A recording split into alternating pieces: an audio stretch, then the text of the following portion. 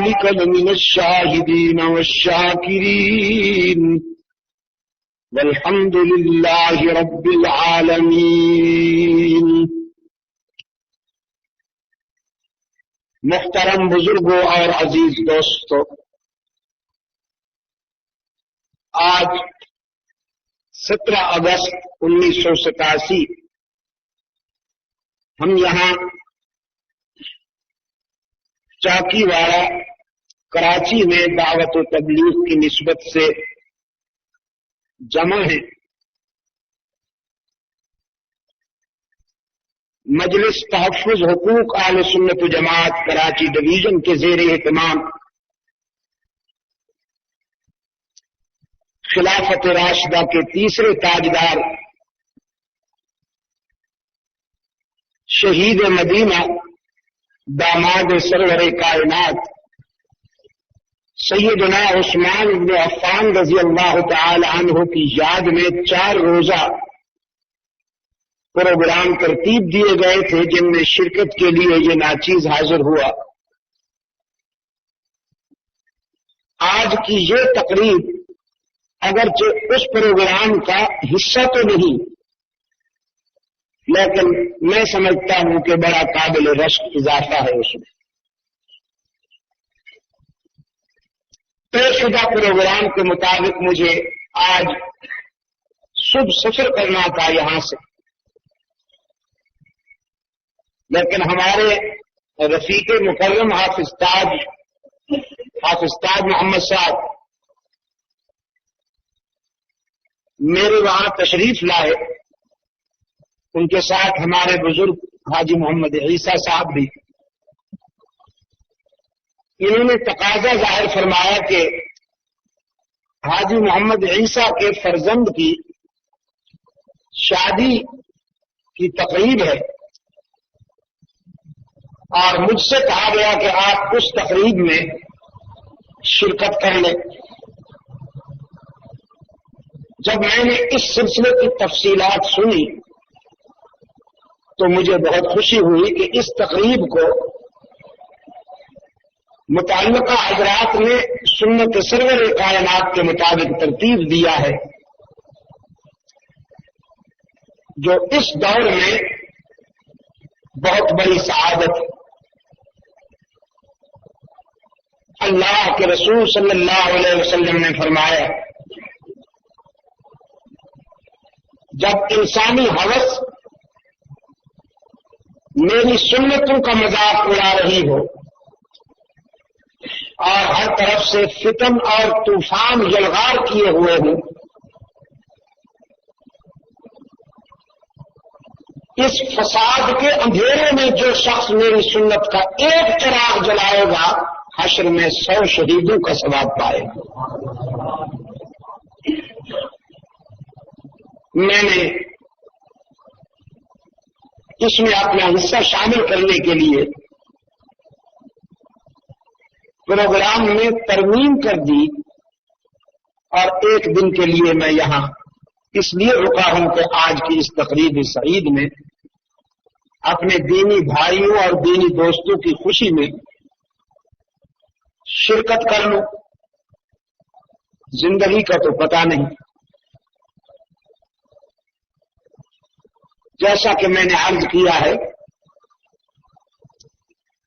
نکاح در حقیقت سنت ہے انبیاء علیہم الصلاۃ والسلام کی۔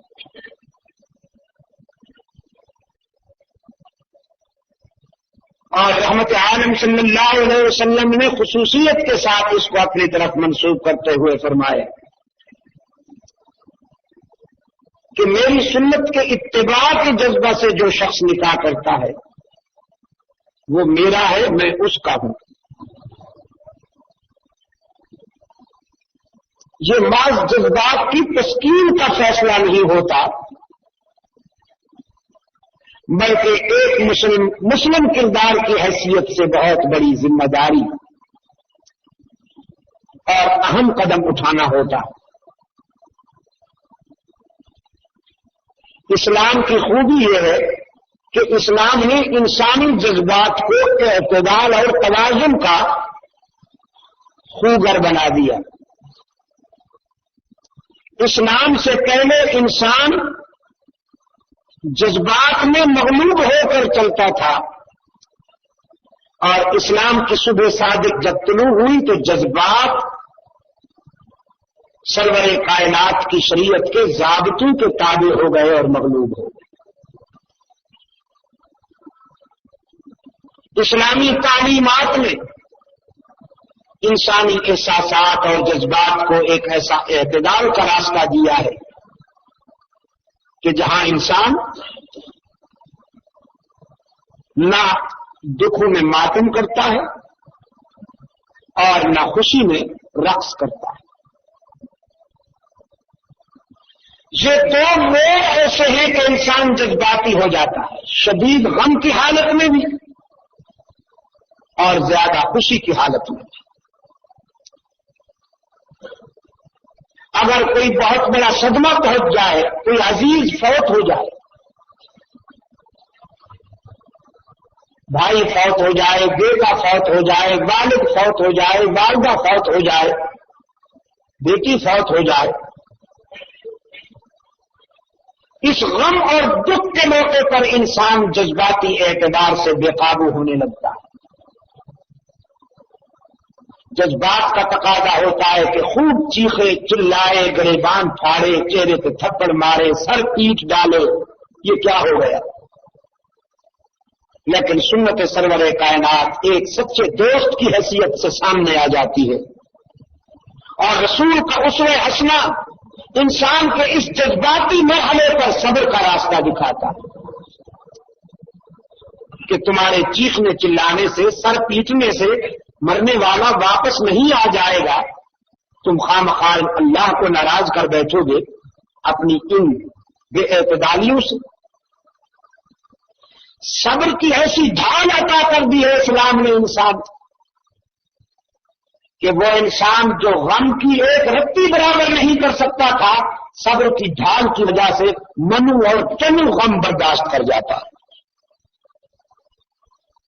انا للہ و انا الیہ راجعون پڑھ لیتا، نفسیاتی طور پر ایسا اطمینان ہو جاتا ہے کہ دنیا کی کوئی چیز انسان کو اتنا سکون نہیں پہنچا سکتی جتنا اس ایک جملے سے انا للہ و انا الیہ راجعون. بھائی جو جا چکا ہے اور ہم سب اللہ کی ملکیت ہے. جب اس کی ملکیت ہے تو وہ جب چاہے سنبھال لے، ہم کون ہوتے ہیں اعتراض کرنے والے. اب جذبات مجروح ہو رہے ہیں کہ جو ہم میں بیٹھ رہا تھا، جو ہمارے اندر جی رہا تھا، جو ہنستا اور کھیل رہا تھا، وہ ہم سے جدا ہو گیا. تو قرآن نے کہا گھبراؤ نہیں، وَإِنَّا إِلَيْهِ رَاجِعُونَ. جس مرکز پہ وہ گیا ہے تھوڑی دیر کے بعد تم بھی وہیں جانے والے ہو تو ملاقات ہو جائے گی. بھئی اگر میرا کوئی دوست یہاں سے چل کر حیدرآباد چلا جائے اور میں کہوں کہ میرا اچھا دوست تھا وہ مجھ سے جدا ہو گیا، لیکن اگر کوئی مجھے کہے کہ حضرت آپ نے بھی کچھ دیر کے بعد وہیں پہنچ جانا ہے تو میں مطمئن ہو جاؤں گا کہ بھی جہاں میرا دوست گیا ہے، میرا عزیز گیا ہے، میں بھی وہیں جا رہا ہوں. تو اس میں گھبراہٹ کا ہے. انا للہ و انا الیہ راجعون کا یہی مفہوم ہے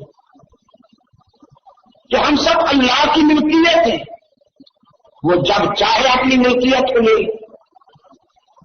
سرکار دو عالم صلی اللہ علیہ وسلم کے ایک صحابی ہیں حضرت جابر رضی اللہ تعالی عنہ. بچہ بیمار تھا، انہیں باہر جانا ہوا تو اپنی بیوی کو تاکید کر کے گئے کہ اس کی دیکھ بھال کی جائے، اس کو وقت پر دوائی دی جائے، سستی نہ ہونے کا. 3-4 دن کا سفر پر پیش تھا. حضرت جابر رضی اللہ تعالیٰ عنہ اس سفر پر تشریف لے گئے. جس دن حضرت جابر نے واپس آنا تھا اسی دن بچہ انتقال کر گیا. حضرت جابر رضی اللہ تعالیٰ عنہ کی اہلیہ، اس بچے کی والدہ، کیونکہ انہیں پتا تھا کہ آج میرے شوہر واپس آنے والے ہیں، اس نے بچے کو نہلایا، دھلایا، صاف ستھرے کپڑے پہنا کر سلا دیا. اتنے میں حضرت جابر رضی اللہ تعالیٰ عنہ تشریف لائے. اہلیہ نے دروازے پہ جا کر عرب کی رسم کے مطابق آداب کے مطابق اپنے شوہر کو خوش آمدید کہا، مرحبا بکم کہا، اہلا وسہلا کہا، یہ ظاہر نہیں ہونے دیا کہ ہمارے گھر میں اتنا بڑا صدمہ ہو چکا ہے یا اتنی بڑی مصیبت آ چکی ہے۔ جب حضرت جابر رضی اللہ تعالیٰ عنہ آ کر بیٹھے تو پوچھا بچے کا کیا حال ہے؟ بچے کی ماں نے کہا اب پرسکون ہو گیا ہے، اس کی ساری تکلیف دور ہو گئی۔ حضرت جابر سمجھے کہ بچے کو شفائے کاملہ عطا ہو گئی ہے، ساری تکلیف دور ہو گئی ہے، طبیعت ٹھیک ہو گئی ہے۔ اسے کھانا کھلایا۔ جب حالات موزوں ہوئے تو پھر موقع پا کر بچے کی ماں حضرت جابر کی اہلیہ فرمانے لگی ہمارے ہاں کسی نے ایک چیز امانت رکھی تھی کچھ عرصہ پہلے،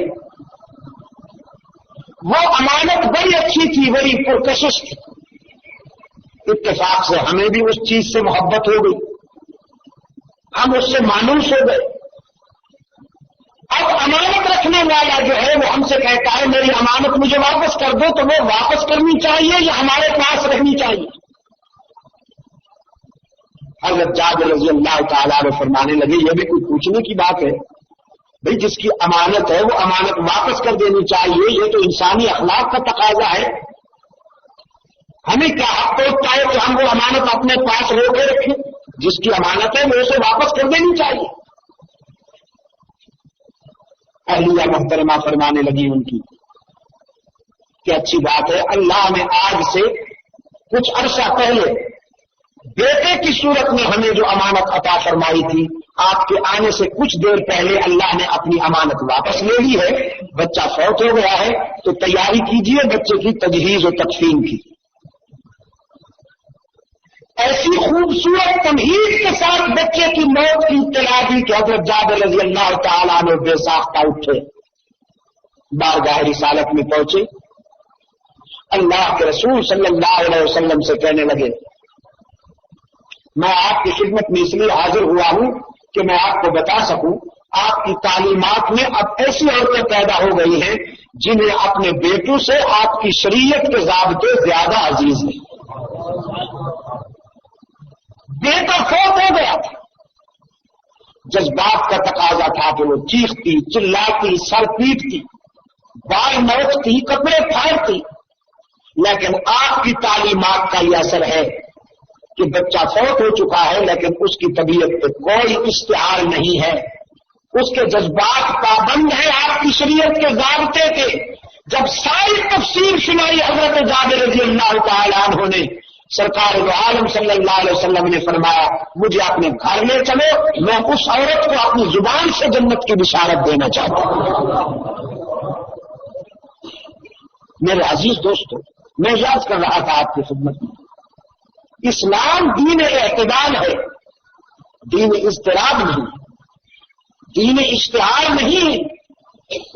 اسلام نے انسانی جذبات کو اعتدال اور توازن کا ایسا خوبصورت راستہ دیا ہے کہ یہ دکھوں میں بھی اعتدال پہ رہتا ہے، خوشیوں میں بھی اعتدال پہ رہتا ہے۔ شادی بہت بڑا خوشی کا موقع ہوتا ہے، یہاں بھی جذبات بے قابو ہونے لگتے ہیں، لیکن وہ لوگ بڑے خوش نصیب ہیں کہ جو اپنے اس خوشی کے موقع پر اپنے آپ کو خوش کرتے ہوئے رحمت للعالمین کو ناراض نہیں کرتے۔ میں ان لوگوں کو قابل رحم سمجھتا ہوں، میرے نزدیک وہ دانش مند نہیں ہیں کہ جو خود تو خوش ہوتے ہیں شادی کے موقع پر، لیکن طبلہ سرنگی بجا کر رقص کر کے ناچ گانے اور ویرائٹی شوز کا اہتمام کر کے خود تو خوش ہوتے ہیں، محمد عربی کو ناراض کر دیتے ہیں۔ ہماری وہ خوشی کس کام کی ہوئی جس خوشی کے نتیجے میں سرکار دو عالم صلی اللہ علیہ وسلم ناراض ہو جائے۔ شادی میں نکاح تو بس ایک مولویانہ رسم ہو کر رہ گئی ہے، ورنہ شادی میں جو ضروری چیز ہے وہ تو گانا بجانا ہے، طبلہ سرنگی ہے اور نہ معلوم کیا کیا ہے۔ اس سلسلے کی تفصیلات آپ مجھ سے زیادہ جانتے،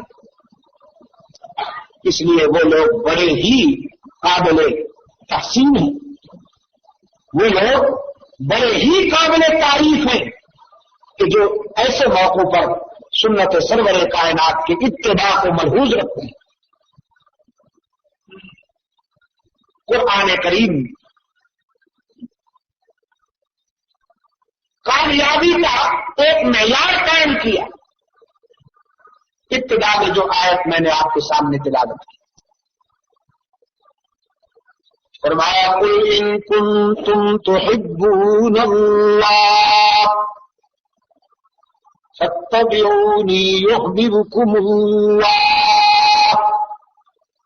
میرے محبوب فرما دیجیے اپنے اس شاخ کو،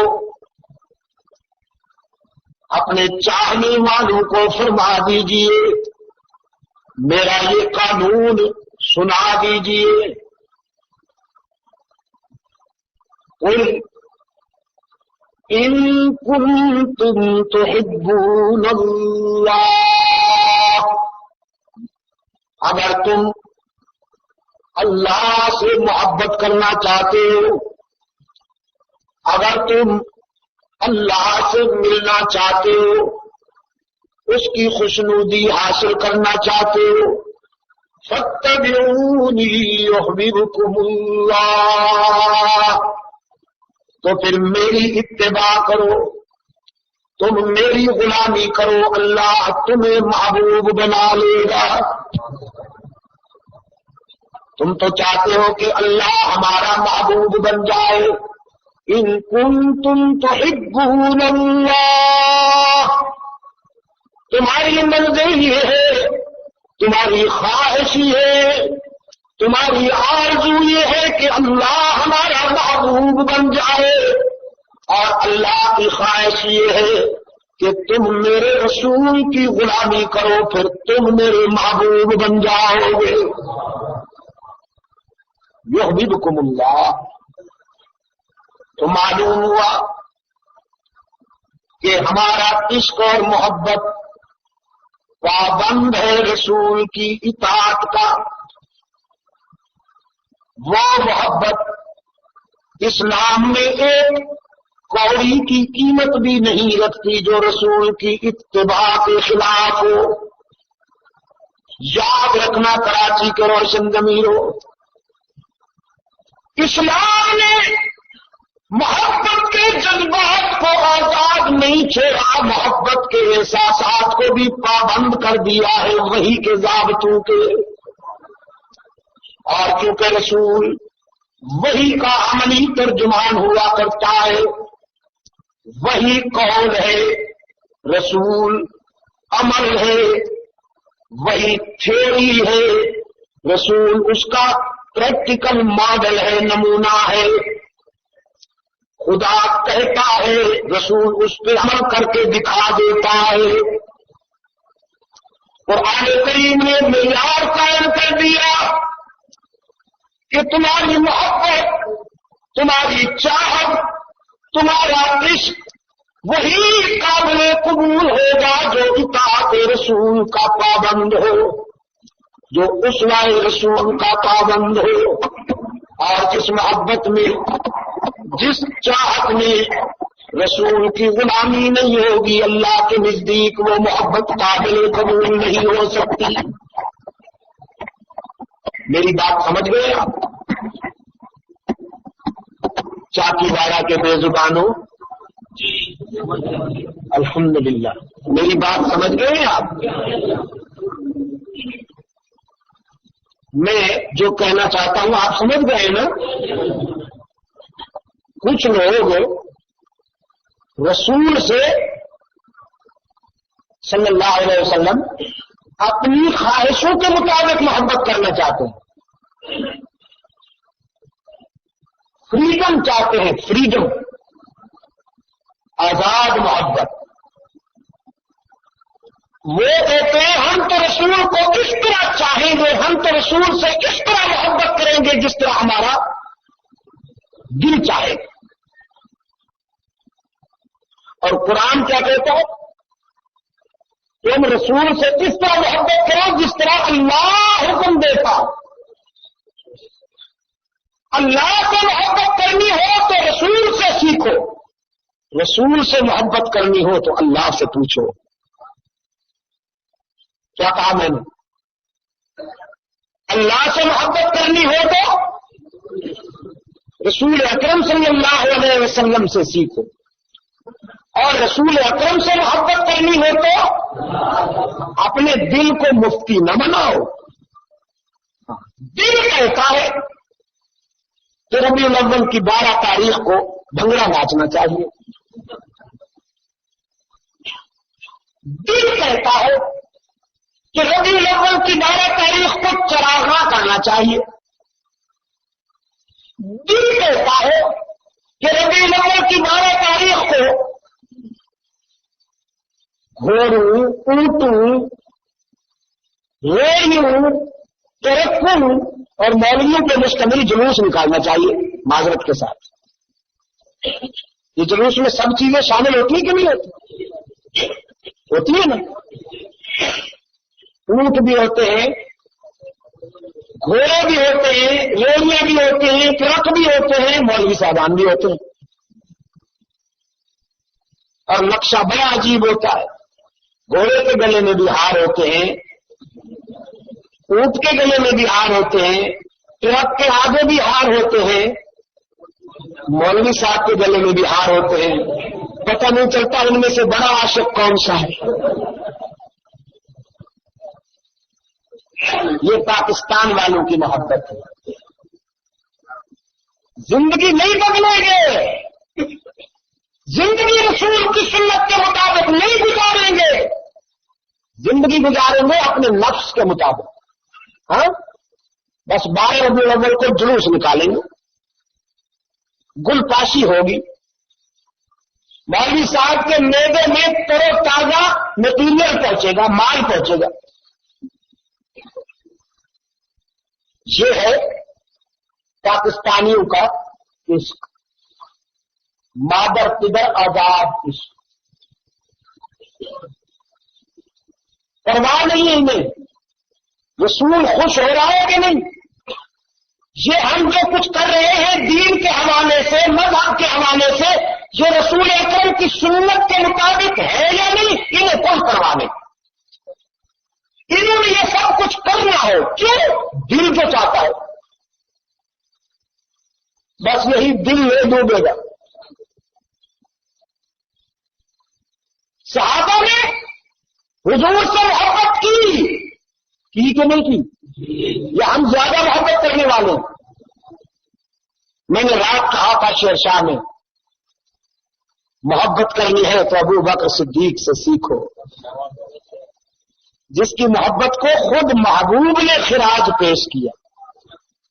فرمایا میری پوری امت کی محبت اگر ترازو کے ایک پلڑے میں ڈال دی جائے اور دوسرے پلڑے میں میرے یار غار ابو بکر صدیق کی محبت ڈال دی جائے، اللہ اگر اس ترازو کو اٹھا لے تو پوری امت کی محبت کے مقابلے میں ابو بکر کی محبت کا وزن بڑھ جائے گا۔ ابو بکر سے زیادہ رحمت عالم سے کوئی محبت کرنے والا ہے؟ کراچی کے روشن ضمیروں، لیکن ابو بکر صدیق نے حضور اکرم صلی اللہ علیہ وسلم سے محبت کرتے وقت اپنے دل کی بات نہیں مانی، اپنے جذبات کی اطاعت نہیں کی، اپنی خواہشات کا اتباع نہیں کیا، بلکہ منشا رسول کو سامنے رکھا۔ منشا رسول کو سامنے رکھا تو جیت گیا، اور یہاں منشا رسول کی پرواہ بھی نہیں، جو جی چاہے گا وہی کریں گے، اور اگر کوئی سنت یاد دلائے گا تو بگڑ کے اس پر وہابیت کا اسٹپ لگا دیں گے۔ بڑا آسان تیر ہے میرے دوستوں کے پاس جو چلا دیتے ہیں، جی تو وہابی، جو قرآن و سنت کی بات کرے اس پر وہابیت کی اسٹمپ لگ جاتا ہے، اور جو نفس کی اور خواہشات کی غلامی کرتے ہوئے دین کو اپنے جذبات کا پابند بنائے، خود دین کا پابند نہیں بنتا، دین کو اپنے جذبات کا پابند بناتا ہے، یہ عاشق کہلاتا ہے۔ سبحان اللہ۔ یہ اس کو کہتے ہیں بناسپتی عشق۔ اس کو کیا کہتے ہیں؟ بناسپتی عشق۔ بناسپتی ہے اس لیے تو وہاں حرم کی کسوٹی پہ پورا نہیں اترتا۔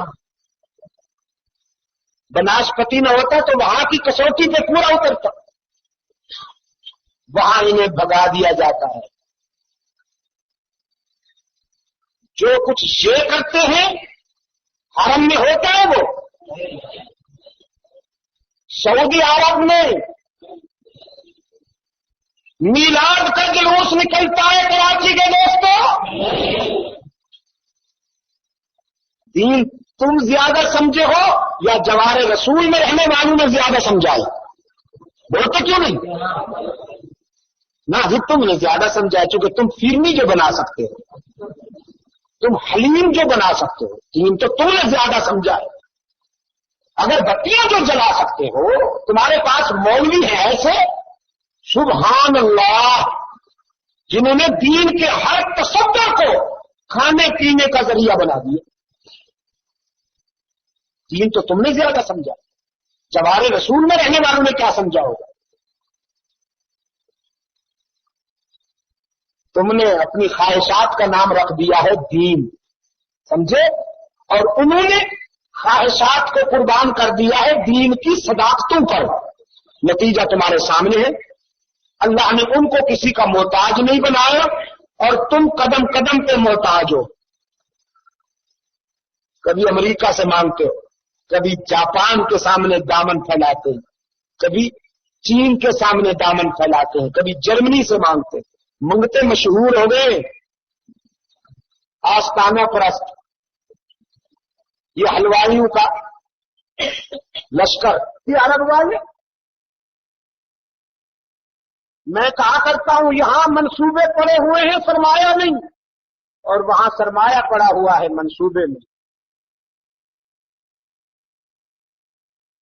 تمہیں ذرا امریکہ آنکھ بھی دکھائے نا کہ ڈالر نہیں دے دوں گا تو سکرات طاری ہو جاتی ہے، جان نکلنے لگتی ہے۔ اور وہ امریکہ کے منہ میں مٹی پھینکتے، کوئی پرواہ نہیں ہونے، زمین سونا اگلتی ہے ان کی، اور آسمان موتی برساتا ہے، جب بھی برستا ہے موتی برساتا ہے۔ قرآن پاک نے فرمایا لو انہم اقاموا التوراۃ والانجیل وما انزل الیہم من ربہم لأکلوا من فوقہم ومن تحت ارجلہم۔ اگر میرے بندے میرے حکم کے مطابق زندگی گزارے، وہی کو رہنما اصول مانے، اپنے جذبات کے مطابق نہیں، میری بات کے مطابق زندگی گزارے، رب العالمین نے فرمایا لَأَكَلُوا مِن فَوْقِهِمْ وَمِن تَحْتِ أَرْجُلِهِمْ، تو زمین سونا اگلے گی، آسمان موتی برسائے گا۔ ہم بھی انہیں کسی کا محتاج نہیں بناتے، جو ہماری حکم کی اطاعت کرتے ہیں، جو فرمانبردار بنتے ہیں، وفاؤں کا بدلہ ہم بھی وفا سے دیا کرتے ہیں۔ صحابہ کرام نے وفا کی، بتاؤ کراچی والوں، اللہ نے صحابہ کو کسی کا محتاج بنایا؟ وہ عرب کے چرواہے، وہ بکریوں کے چرانے والے خود نہ تھے جو راہ پر عالم کے ہادی بن گئے۔ درفشانی نے تیری قطروں کو دریا کر دیا، دل کو روشن کر دیا، آنکھوں کو بینا کر دیا۔ خود نہ تھے جو راہ پر عالم کے ہادی بن گئے، کیا نظر تھی جس نے مردوں کو مسیحا کر دیا۔ کیا نظر تھی جس نے مردوں کو مسیحا کر دیا، وہ اونٹ کی اون سے لباس بنانے والے، بکریاں چرانے والے، کبھی کبھی درختوں کے پتوں پر گزارا کرنے والے، جن کی پستیاں اتنی ہولناک تھیں کہ فطرت انسانی سر چھپائے پھرتی تھی شرم سے، اور انسانی ضمیر پکار رہا تھا متا نصر اللہ، اللہ کی مدد کب آئے گی۔ انہیں ایک محلے میں کامل ملا جس کی آفاقی تعلیمات نے انہیں پستیوں سے نکال کر بلندیوں تک پہنچایا۔ پھر اردو کے چرانے والے انسانی قافلے کے سالار بن گئے، جن کی پستیاں اسفل السافلین تک تھی، ان کی بلندیاں اوج ثریا سے گزر گئی، ان کی بلندیوں پر فرشتوں نے بھی رشک کیا۔ پوچھتا ہوں آپ سے، انہوں نے دین کو اپنے جذبات کے تابع کیا یا اپنے جذبات کو دین کے تابع کیا؟ اور ہم مولوی کے پیٹ کو بھرنے کے لیے دین کو کنڈوں پر 40ویں 50ویں جمعرات 11ویں 12ویں 13ویں 14ویں پتہ نہیں کتنی یہ کھانے پینے کے راستے نکالے ہوس نے۔ دین وہ چاہیے جو ہمارے جذبات کے مطابق ہو، اور قرآن کہتا ہے نہیں، دین وہ قبول ہوگا جو محمد کی غلامی پہ پورا اترے۔ صحابہ نے بھی خوشی منائی، سرکار دو عالم صلی اللہ علیہ وسلم کی ولادت کی صحابہ نے بھی خوشی منائی، لیکن لڈو بانٹ کر نہیں، جلیبیاں کھا کر نہیں، شیرنی کی پلیٹیں صاف کر کے خوشی نہیں منائی، جلوس نہیں نکالے، چراغاں نہیں کیا، محمد کے پیغام کو دل میں بسا کر اپنے دل کی دنیا کو روشن کر دیا۔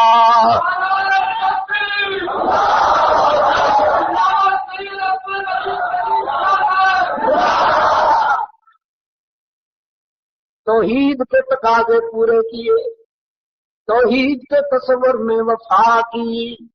رحمت عالم صلی اللہ علیہ وسلم نے فرمایا اپنے صحابی کو، مجھ سے وفا کرنا چاہتے ہو کہ نہیں؟ کہنے لگا اللہ کے رسول، میری زندگی کی منزل اس کے سوا کیا ہو سکتی ہے کہ آپ ہی سے وفا کروں؟ رحمت عالم صلی اللہ علیہ وسلم نے فرمایا تو سن، مجھ سے وفا کرنا چاہتا ہے، لا تشرک باللہ ان قتلتا او حرقتا، چاہے تجھے قتل کیا جائے، چاہے تجھے جلا دیا جائے، قتل ہو جانا قبول کرنا، جل جانا قبول کرنا، لیکن اللہ کی ذات و صفات میں کسی بندے کو شریک نہ بنانا۔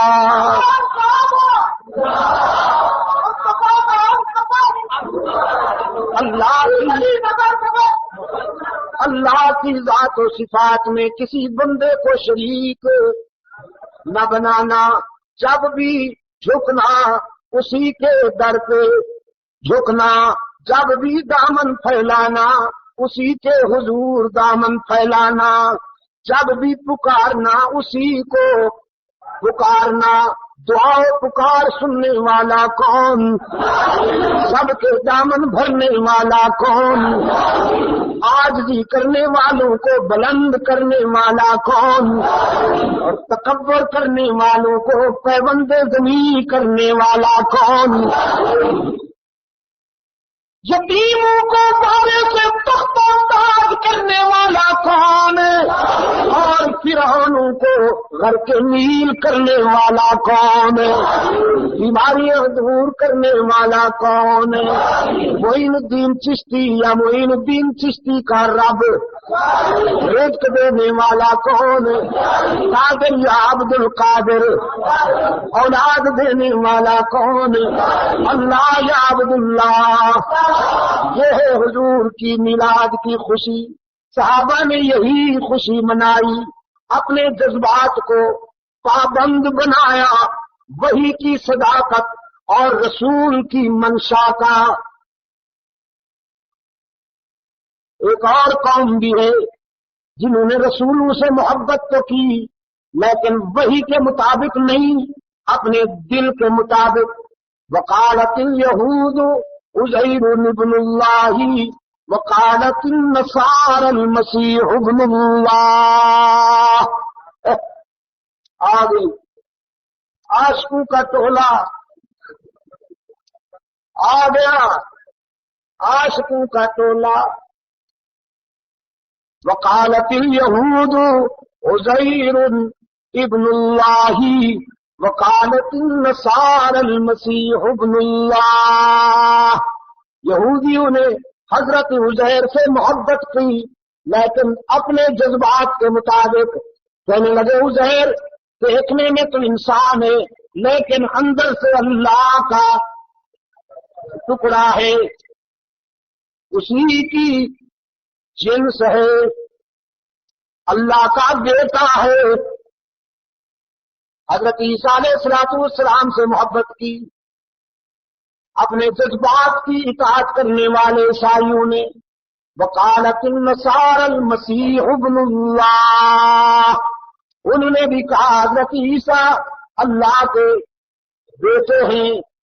یہ نفرت کی وجہ سے کہا یا محبت کی وجہ سے کہا، عداوت کی وجہ سے کہا یا عشق میں ڈوب کر کہا؟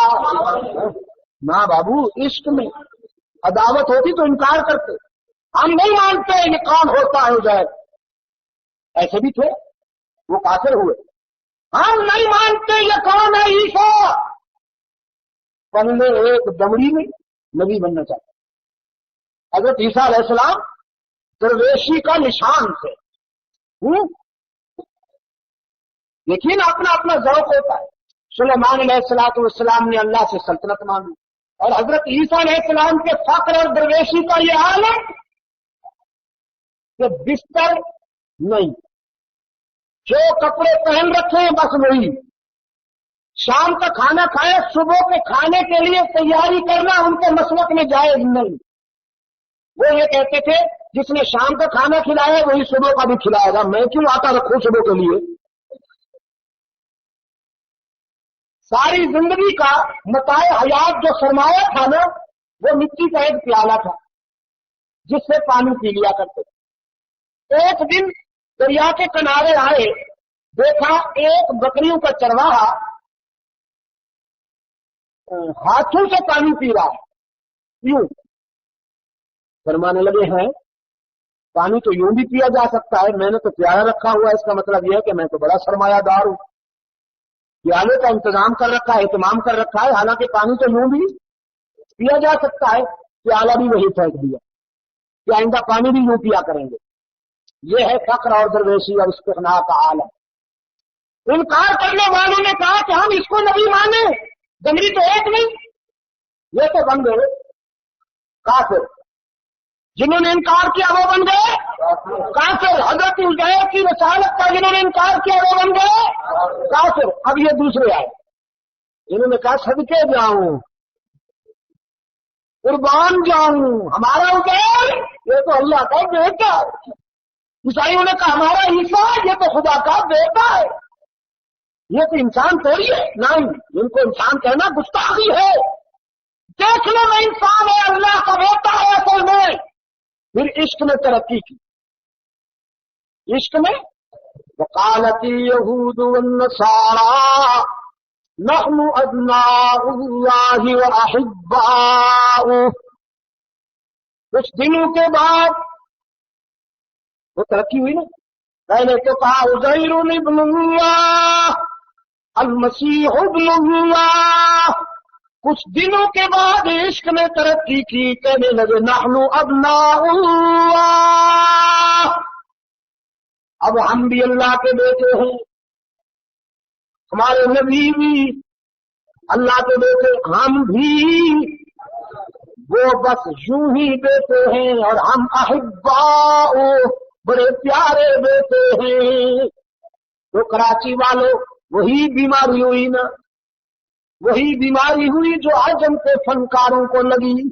پہلے نبی کو اللہ کا نور کہا، پھر خود نورانی بن گئے۔ وہی بیماری ہوئی کہ نہیں ہوئی؟ پہلے کہا نبی کو کہ یہ ابن اللہ ہے، پھر خود بھی اب نہ ہوا۔ محبت کی انہوں نے، لیکن اپنے جذبات کے اور اپنے احساسات اور اپنی خواہشات کی اطاعت میں۔ یہ محبت قبول ہے؟ آہستہ بول رہے ہو؟ یہ محبت جو اپنے خواہشات کی اور اپنے جذبات کی اتباع میں کی جائے اللہ کے پیغمبروں سے، یہ قبول ہے؟ یہ قبول نہیں۔ محبت کے کچھ آداب ہوتے ہیں دوستو، بارڈر کراس نہ کرو، مشورہ ہے۔ نہیں مانتے تمہاری مرضی، ہم روک سکتے ہیں کہ مشورہ ہے، بارڈر کراس نہ کرو۔ کر کے مراتب نہ کنی، زندگی محبت کرو، لیکن آداب ملحوظ رکھو۔ بیٹی کو دیکھو باپ بن کر، بہن کو دیکھو بھائی بن کر، ماں کو دیکھو بیٹا بن کر، اور بیوی کو دیکھو شوہر بن کر۔ یہ آداب ضروری ہے کہ نہیں؟ لیکن اگر کوئی کہے نہیں میں تو عشق میں ڈوب گیا ہوں، میں تو عشق میں ڈوب گیا، مجھے ماں سے اتنی محبت ہے، اتنی محبت ہے، اتنی محبت ہے کہ بس ماں اور بیوی کو ایک ہی نظر سے دیکھتا ہوں۔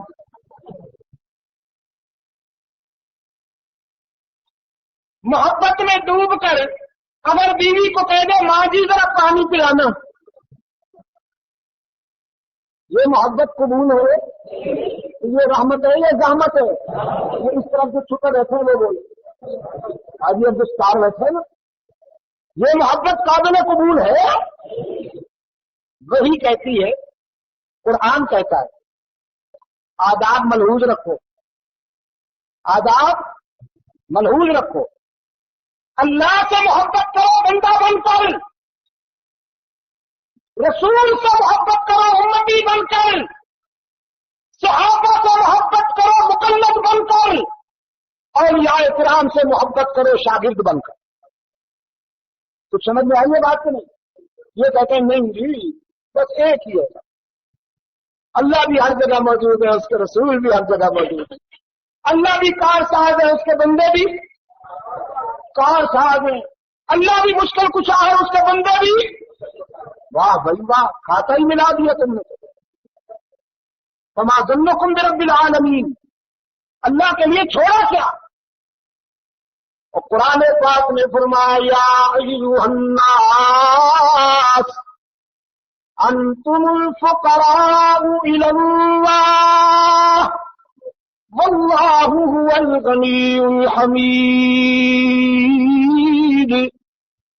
یا ایھا الرسول نہیں کہا، یا ایھا النبی نہیں کہا، ایھا المتقین نہیں کہا، ایھا الاولیاء نہیں کہا، یا ایھا الناس، اے نبیو، اے رسولو، اے ولیو، اے صدیقین، شہداء، صالحین، عابدین، علماء، تم سب مانگتا ہو اللہ کے در پر، بس وہی ہے سب کے دامن بھرنے والا۔ تم مانگتے ہوئے اچھے لگتے ہو، وہ دیتا ہوا اچھا لگتا ہے، تمہارا منصب مانگنا ہے اور اس کا منصب دینا ہے۔ تم حاجات میں پھنسنے والے ہو، حاجت روا کون؟ تم مشکلات میں الجھنے والے ہو، مشکل کشا کون؟ تم آگ دے کر کے رونے والے ہو، آنسو پوچھنے والا کون؟ تمہیں اولاد نہ ملے تو نام و نشان مٹ جاتا ہے، لاولد کہلاتے ہو، آر بنتا ہے، اولاد سے پاک کون؟ تمہیں نیند نہ آئے تو مر جاؤ، نیند سے اور اونگ سے پاک کون؟ تمہیں کھانا نہ ملے تو مرنے لگو، کھانے سے پاک کون؟ پینے سے پاک کون؟ یہ کہتے ہیں نہیں جی، یہ ولی جو ہوتے ہیں نا، جو ولی ہوتے ہیں یہ تو اوپر اوپر سے کھاتے پیتے نظر آتے ہیں، ورنہ انہیں بھی کوئی ضرورت نہیں ہے، انہیں بھی کوئی ضرورت نہیں۔ میرے عزیز دوستو، میرا خیال یہ ہے کہ میں آپ کے دل میں اور آپ کے فکر میں یہ بات اتارنے میں ایک حد تک کامیاب ہوا ہوں کہ محبت وہی قابل قبول ہے اللہ کے نزدیک جو وہی کے تابع ہو، جزاک اللہ، جو منشا رسول کے تابع ہو۔ اللہ آپ کو عشق رسول میں کامیابی نصیب فرمائے، اللہ آپ کو محبت رسول میں کامیابی نصیب فرمائے۔ تو کامیابی کا معیار اس دور کا ملا نہیں، معیار صدیق و عمر عثمان و علی ہے، معیار سلمان و بلال طلحہ و زبیر ہیں۔ جس طرح انہوں نے حضور سے محبت کی ہے اس طرح محبت کرو گے تو کامیاب۔ رہا مولوی، یہ تو فنکار ہے، اس کی تو نظر ہے جیب پر، مرید بیچارہ کھجلی بھی کرے تو یہ سمجھتا ہے نذرانہ نکال رہا ہے، یہ تو لوٹ کھائے گا تمہیں، چھوڑے گا کچھ نہیں تمہارے ہاں، اس کو مت میں یاد بناؤ۔ رسول صلی اللہ علیہ وسلم سے محبت کرنے کا انداز سیکھنا ہے، رحمت عالم صلی اللہ علیہ وسلم سے عشق کرنے کا اگر سلیقہ سیکھنا ہے تو صحابہ کی زندگی کا مطالعہ کیجیے۔ میرے عزیز دوستو، قرآن پاک نے فرمایا ان کنتم تحبون اللہ، اگر تم اللہ سے محبت کرنا چاہتے ہو فاتبعونی یحببکم اللہ، تم میری اتباع کرو، تم میرے نقش قدم پر چلتے رہو، تم میری غلامی کا حق ادا کر دو، اللہ تم سے محبت کرے گا۔ اور یہ بہت بڑی محبت کی دلیل ہے کہ ہم اپنی خوشیوں میں سرکار دو عالم صلی اللہ علیہ وسلم کی خوشی کو ملحوظ رکھیں۔ حضرات صحابہ کرام رضوان اللہ علیہ مجمعین نے ایسی ہی محبت کی، انہوں نے اپنی خوشیوں میں رحمت عالم کا دل نہیں دکھایا، انہوں نے شادی کے موقع پر طبلہ سرنگی کا سہارا نہیں لیا، ناچ گانے کا سہارا نہیں لیا، شریعت طاہرہ کے خلاف، رحمت عالم صلی اللہ علیہ وسلم کے اسوہ حسنہ کے خلاف سرے منہ بھی قدم نہیں اٹھایا، بال برابر بھی انحراف نہیں کیا، تو وہ کامیاب ہو گئے۔ ہماری شادیاں ہوتی ہیں، کبھی کبھی تو نکاح پڑھانا ہی بھول جاتے ہیں، ہاں باقی سارے کام ہوتے ہیں، نکاح پڑھانا بھول جاتے ہیں۔ وہ میں نے کہا نا کہ یہ تو مولوی ہے نا، رسم کہلائی، نکاح تو ایک مولوی صاحب آئے گا ذرا وہ بس وہ کر دے گا، باقی اصل شادی تو وہ ہے نا جی کہ بس پورا محلہ گونج اٹھے ایک مرتبہ، وہ اس کے ساتھ کیا کہتے ہیں اس کو، بینڈ باجے کے ساتھ، بینڈ باجے کے ساتھ محلہ گونج اٹھے ایک مرتبہ، اور ایسا ڈھول بجے، ایسے طبلہ سرنگی کی تھاپ اٹھے کہ ابلیس کہے میری اب کوئی ضرورت نہیں، میرے مرید کامل ہو گئے، میری اب کوئی ضرورت باقی نہیں۔ عزیز دوستو، میں یہ باتیں آپ کی خدمت میں اس لیے عرض کر رہا کہ آج ہمارے ایک دینی بھائی نے اپنے بیٹی کے شادی کے موقع پر ایک اچھی مثال قائم کی ہے۔ اللہ تعالی ہم سب کو اس مثال کی تقلید کرنے کی توفیق دے۔ سرکار دو عالم صلی اللہ علیہ وسلم کے غلامی میں کامیابی ہے دوستو، رحمت عالم صلی اللہ علیہ وسلم کے دل دکھانے میں کامیابی نہیں، حضور سرور کائنات صلی اللہ علیہ وسلم کے طریقوں پر چلنے میں ہی کامیابی ہے۔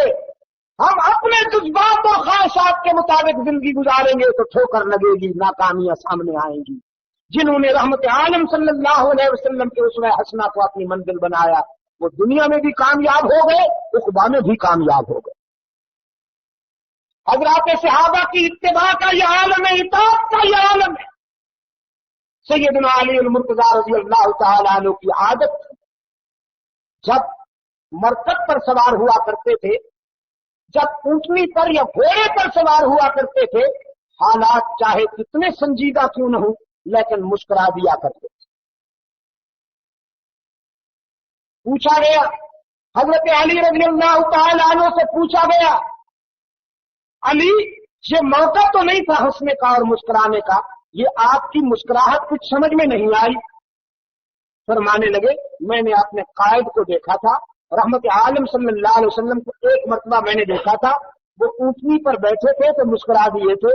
अब मैंने तय कर लिया है, हालात चाहे कितने ही संजीदा क्यों न हो, लेकिन जब भी ऊंटनी पर या घोड़े पर बैठूंगा, अपने कायद की इत्तिबा में मुस्कुराऊंगा, ताकि हश्र में रसूलुल्लाह के गुलामों में शामिल हो जाऊं। जुमा के खुतबा के दौरान अल्लाह के रसूल सल्लल्लाहु अलैहि वसल्लम कोई अहम बात कहने वाले थे, सहाबा किराम रिज़वानुल्लाह अलैहिम अजमईन को खिताब करते हुए आपने फरमाया, मेरी बात तवज्जो से सुनो, जो जहां है वहीं रुक जा। इसी वक्त एक सहाबी मस्जिद का दरवाजा उबूर कर रहा था, चौखट जरा ऊंची थी जमीन से, कि उसके कानों में अल्लाह के रसूल सल्लल्लाहु अलैहि वसल्लम के ये अल्फाज पड़े, जो जहां है वहीं रुक जा। उसने एक कदम अंदर में और एक कदम बाहर रखा हुआ था। जो ही उसकी समात से अल्लाह के रसूल सल्लल्लाहु अलैहि वसल्लम के ये अल्फाज टकराए, अंदर वाला पांव अंदर रहने दिया, बाहर वाला पांव बाहर रहने दिया, चौखट पर बैठकर हुजूर के इरशादात को सुनता है। और रहमत आलम सल्लल्लाहु अलैहि वसल्लम देखते रहे कि बड़ी तकलीफ से बैठा है, बड़ी अजियत से बैठा है। आप सल्लल्लाहु अलैहि वसल्लम जब फारिग हुए तो उसको अपने करीब बुलाया, फरमाया, ये मंजर बड़ा अजीब देखा है मैंने, तुमने चौखट पे बैठ कर ये सारा वक्त गुजारा, मियां बाहर वाला कदम अंदर रख लेते या अंदर वाला कदम बाहर रख के आराम से बैठ जाते, इस तरह बैठकर तुमने क्यों वक्त गुजारा? वो कहने लगा, अल्लाह के रसूल, आपने फरमाया था जो जहां है वहीं बैठकर मेरी बात सुने। उस वक्त मेरा एक पांव चौखट के अंदर था, एक पांव बाहर था। आपके इन अल्फाज के सुनने के बाद मेरे ज़मीर ने फैसला किया, अब अंदर वाला पांव बाहर रखूंगा तो जहन्नम में जाएगा, बाहर वाला अंदर रखूंगा तो जहन्नम में जाएगा। इसलिए उसे अल्लाह के रसूल सल्लल्लाहु अलैहि वसल्लम ने फरमा दिया है, जो जहां है वहीं टिक जाए और मेरी बात सुने। सहाबा किराम रिज़वानुल्लाह तआला अलैहिम अजमईन ने अपनी ख्वाहिशात को, अपने एहसासात और जज्बात को रसूल की मंशा के ताबे बना दिया। उन्होंने वो नहीं कहा, वो नहीं किया जो उनका दिल चाहा, वो नहीं कहा जो उनकी मंशा हुई, वही किया जो रसूल की मंशा थी, और वही कहा जो अल्लाह के रसूल की मंशा थी। और हम वो करते हैं जो हमारा जी चाहता है, उसके ऊपर लेबल दीन का लगा देते हैं, और वो कहते हैं जो हमारा जी चाहता है उसके ऊपर लेबल दीन का लगा लेते हैं। वो दरूद हमें नहीं पसंद आया जो हुजूर सल्लल्लाहु अलैहि वसल्लम पढ़ते रहे, सहाबा किराम पढ़ते रहे। नमाज में अल्लाह ने जिस दरूद और सलाम को पसंद फरमाया है, उस पर जरा तबीयत मसरूर नहीं होती मौलवी साहब। उसने अपनी मंशा के मुताबिक एक और दरूद और सलाम भरा। वो चूंकि कोस में पढ़ा जाता है, उसके कोस में सुर लगती है, या नबी सलाम अलैका, महसूस वो है, उसका तरन्नुम है खास। उसमें क्या कहते हैं, म्यूजिकल पॉइंट में ढला हुआ, उतरा हुआ, वो कोर्स में पढ़ा जाता है। हाँ जी। या फिर वो उर्दू में दुरूद बना रखा है, आ गए मेराज वाले, दो जहां के राज वाले, ताज वाले, करते और कहते हैं यही तो इश्क। एक